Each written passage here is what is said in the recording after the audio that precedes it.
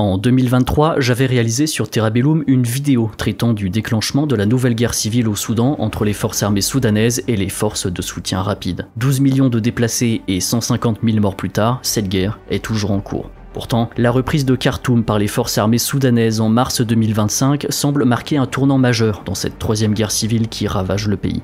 Néanmoins, cette victoire militaire, bien que symbolique, ne signifie pas la fin du conflit, tant les dynamiques internes et les ingérences extérieures, vous allez le voir, sont persistantes et puissantes. Car le Soudan est un pays charnière entre l'Afrique du Nord et l'Afrique subsaharienne. Il reste au cœur d'enjeux géopolitiques qui bien souvent le dépassent, impliquant des puissances régionales et internationales et dont les répercussions s'étendent bien au-delà de ses frontières, en mer Rouge jusqu'au Tchad, au Soudan du Sud ou encore à la République centrafricaine. Vous êtes sur Terra Bellum et aujourd'hui on va voir ensemble où en est ce conflit, évoquer son évolution et faire le point sur le plus grand conflit armé en cours sur le continent africain. Pour ceux qui s'intéressent à la complexité des conflits modernes comme celui que traverse actuellement le Soudan, il existe un moyen immersif d'en explorer tous les enjeux. Supremacy World War III, anciennement Conflict of Nations. C'est un jeu de stratégie en ligne gratuit où vous prenez la tête d'un pays en plein conflit contemporain, vous devez gérer vos ressources, développer votre armée, tanks, avions, sous-marins et surtout prendre des décisions diplomatiques dans des parties allant jusqu'à 99 joueurs, le tout en temps réel sur des campagnes qui peuvent durer plusieurs semaines. Ce qui rend Supremacy World War III particulièrement intéressant, c'est la profondeur de ses mécaniques à long terme. Alliance, gestion économique, recherche technologique, chaque choix compte. Le jeu est disponible sur PC et mobile, ce qui vous permet de suivre l'évolution de votre nation où que vous soyez. En ce moment, un bonus exclusif pour bien démarrer votre première partie est offert aux nouveaux joueurs avec une unité saisonnière gratuite, le bombardier d'élite d'une valeur de 25 € que j'ai sélectionné spécialement pour vous. Pour en profiter, il vous suffit de cliquer sur le lien dans la description ou de scanner le QR code qui apparaît à l'écran. L'offre est valable pendant 30 jours. N'hésitez pas à essayer Supremacy World War III gratuitement via le lien en description et à partager vos retours sur vos stratégies. Bonne découverte et bon jeu. Le conflit soudanais trouve ses racines dans la rivalité entre les forces armées soudanaises dirigées par le général Abdel Fattah al-Burhan et les forces de soutien rapide, une force paramilitaire dirigée par Mohamed Hamdan Dagalo, dit Hemedti. Les RSF sont issus des milices Zanzawides, tristement célèbres pour leur rôle dans les exactions au Darfour dans les années 2000. Ont été institutionnalisés sous la présidence d'Omar el-Béchir, puis sont devenus un acteur incontournable de la scène sécuritaire soudanaise. La guerre éclate en avril 2023 sur fond de désaccords sur l'intégration des RSF dans l'armée régulière. Rapidement, le conflit se transforme en une guerre totale pour le contrôle du pays, opposant deux appareils militaires puissants, chacun disposant de soutien extérieur et de réseaux d'alliances internes, souvent fondés sur des clivages ethniques, tribaux et régionaux. Je vous renvoie à la vidéo de 2023. Les conséquences humaines sont catastrophiques. En 2025, selon l'ONU, on estime à 150 000 le nombre de morts directes depuis le début de la guerre, tandis que plus de 12,6 millions de personnes ont été déplacées à l'intérieur du pays. Plus de 3,8 millions de Soudanais ont fui à l'étranger, principalement vers l'Égypte, le Soudan du Sud et le Tchad. Cette crise humanitaire est désormais l'une des plus graves au monde et a aussi des conséquences directes sur les États adjacents déjà en crise. Souvenez-vous par exemple quand on traitait la question palestinienne du point de vue de l'Égypte. La reprise de Khartoum par l'armée soudanaise, annoncée par le général al-Burhan le 26 mars 2025, intervient après des mois de combats acharnés dans la capitale et ses environs. Les RSF, qui avaient réussi à contrôler de larges pans de la ville, se sont repliés à l'ouest du Nil, notamment vers Omdurman et le Darfour, tout en revendiquant un repositionnement tactique. La victoire de l'armée soudanaise à Khartoum est un basculement. Elle permet à l'armée de renforcer sa légitimité tant sur le plan national qu'international et d'envisager la formation d'un gouvernement pour administrer la capitale et relancer à terme les infrastructures vitales, notamment l'aéroport de Khartoum gravement endommagé. Cependant, cette victoire ne signifie pas la fin du conflit. Les RSF, loin d'être anéantis, redéploient leurs forces vers l'ouest et menacent d'ouvrir de nouveaux fronts dans le nord du pays, notamment dans l'État du Nord et le long du Nil. Le commandant adjoint des RSF, Daglo, a publiquement menacé d'attaquer ces régions, tandis que des affrontements continuent à Omdurman, qui était déjà le lieu d'une célèbre bataille en 1898 lors de la guerre des Mahdistes. Aussi se déroule depuis 2 ans la bataille d'El Fasher, capitale du Darfour Nord, qui est le dernier bastion de l'armée soudanaise dans la région, et cette bataille s'annonce décisive. La prise de cette ville par les RSF ouvrirait la voie à une partition de facto du pays, tandis que si l'armée soudanaise tient, elle pourrait affaiblir durablement les RSF et entraîner peut-être leur fragmentation. Après Khartoum, c'est ici que l'avenir du Soudan, fragmenté ou non, va se déterminer. Une bataille que beaucoup de puissances observent. Vous vous en doutez bien, comme souvent, le malheur des uns fait le bonheur des autres. Il y a tout d'abord les Émirats arabes unis, qui jouent un rôle clé dans le conflit soudanais, principalement en soutenant les RSF. Selon de nombreux rapports, les Émirats fournissent armes, fonds et appui logistique à Emyeti et à ses hommes via des routes d'approvisionnement qui passent par le Tchad et la République centrafricaine. Ce soutien s'inscrit dans la stratégie régionale d'Abu Dhabi qui vise à étendre son influence en Afrique de l'Est et à sécuriser des corridors commerciaux en plus de contrôler des ressources stratégiques, notamment l'or du Soudan. Dubaï est le premier hub pour l'or africain et particulièrement l'or non traçable, venant tantôt du Soudan, du Mali, de la République démocratique du Congo, et l'ONG Swissaid estime à plus de 1000 tonnes d'or africain d'origine douteuse qui transitent chaque année par Dubaï.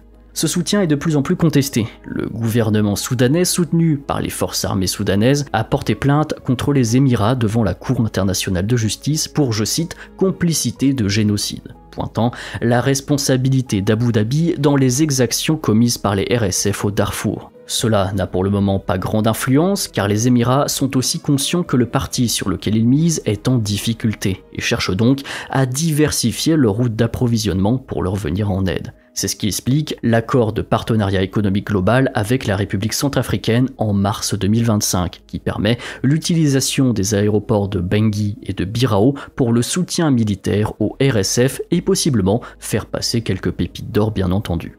Vient ensuite la Russie, déjà présente en Afrique via le groupe Wagner, puis Africa Corps, et des accords de sécurité. La Russie voit dans le Soudan un partenaire stratégique pour l'accès à la mer Rouge, avec le projet de base navale à Port-Soudan qui serait une alternative ou un complément à la Syrie. Il y a aussi l'exploitation des ressources minières avec tout un circuit via les Émirats que j'avais déjà évoqué en 2023 qui permet de contourner les sanctions et apporter de la liquidité à la Russie. Mais Moscou demeure moins impliqué que les Émirats et a fourni un soutien politique et militaire au RSF tout en maintenant des liens qui s'améliorent d'ailleurs avec l'armée soudanaise. Car en misant à long terme sur les deux parties, le Kremlin veut s'assurer dans les deux cas de demeurer gagnant au change.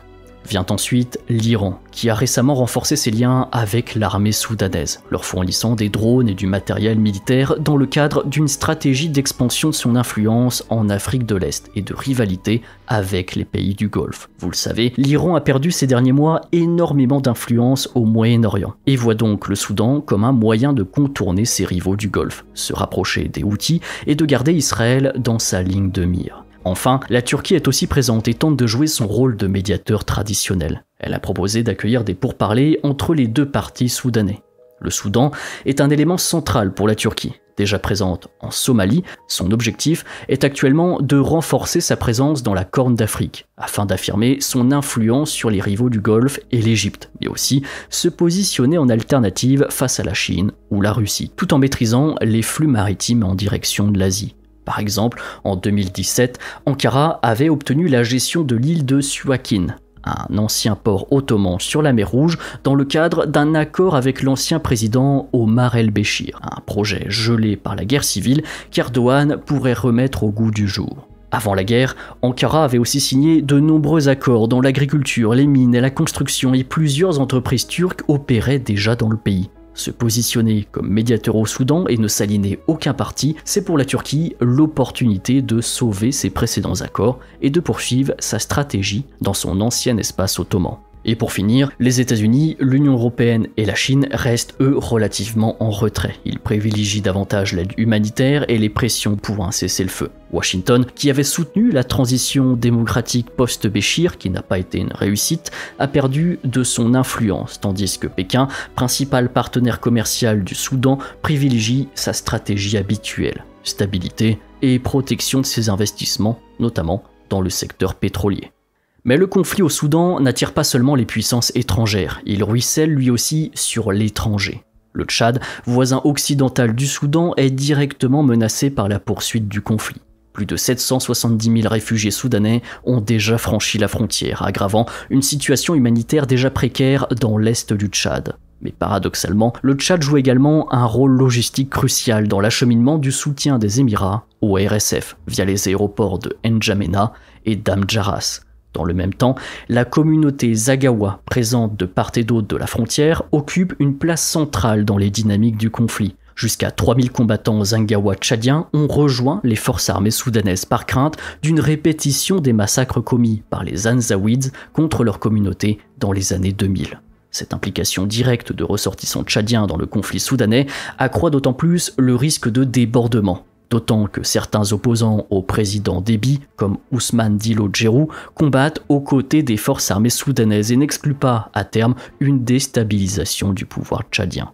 Face à ces risques, Déby tente de maintenir une politique dite de neutralité positive vis-à-vis des RSF, tout en étant sous pression pour limiter les transferts d'armes via le territoire tchadien. Néanmoins, aux yeux de l'armée soudanaise, le Tchad demeure un soutien des RSF et le général soudanais Yasser al-Hatta a déjà soumis l'idée de frappe contre des cibles au Tchad, ce qui, vous vous en doutez, entraînerait une escalade régionale, voire une implication directe du Tchad dans le conflit. Un autre territoire où le conflit pourrait déborder, c'est le Soudan du Sud. Indépendant du Soudan depuis 2011 après une guerre de 6 ans. Il accueille plus de 1,1 million de réfugiés soudanais, alors même qu'il fait face à ses propres défis internes. Instabilité politique, conflits intercommunautaires et crise économique. Le flux massif de réfugiés accentue déjà la pression sur les ressources et fragilise la cohésion sociale dans un pays déjà marqué par la guerre civile. Sur le plan sécuritaire, le Soudan du Sud est également concerné par les routes d'approvisionnement en armes vers les RSF. Certains rapports suggèrent que les Émirats pourraient chercher à utiliser le territoire du Soudan du Sud pour contourner d'éventuelles restrictions tchadiennes. Cette situation place le Soudan du Sud dans une position délicate, entre la nécessité de coopérer avec la communauté internationale pour l'aide humanitaire et la tentation de tirer parti des rivalités au Soudan au risque de se laisser entraîner dans cette guerre. Le sort du Soudan n'est guère enviable et l'avenir de cette guerre civile reste incertain. Mais voici déjà 3 scénarios qu'il conviendra de surveiller jusqu'à notre prochaine vidéo. Le premier, c'est celle d'une partition de facto. On revient sur la bataille d'El Fasher, qui sera déterminante pour l'avenir du Soudan. Si les RSF parviennent à s'emparer de la ville, elles pourraient consolider leur contrôle sur l'ouest du pays, ouvrant la voie à une partition de facto. Avec une zone sous contrôle des forces armées soudanaises au centre et au nord du pays, et une autre sous celui des RSF au Darfour et dans la région occidentale. Un tel scénario accentuerait les dynamiques de fragmentation, attiserait les rivalités ethniques et aggraverait la crise humanitaire, tout en risquant même de faire déborder le conflit sur le Tchad et le Soudan du Sud. Le deuxième scénario, c'est celui d'une fragilisation des RSF et la recomposition du Soudan. Car à l'inverse, si l'armée soudanaise réussit à lever le siège d'El Fasher et à repousser les RSF pourraient se fragmenter et perdre leur soutien étranger, notamment des Émirats. Cette fragmentation ouvrirait la voie à une recomposition du paysage militaire soudanais, mais ne garantirait pas pour autant la paix. Tant les causes profondes du conflit, entre marginalisation des périphéries, compétition pour les ressources et absence d'une gouvernance claire, demeurent. Enfin, le troisième scénario, c'est le risque de propagation régionale, notamment au Tchad, où la porosité des frontières et l'implication de communautés transfrontalières rendent toute stabilisation illusoire.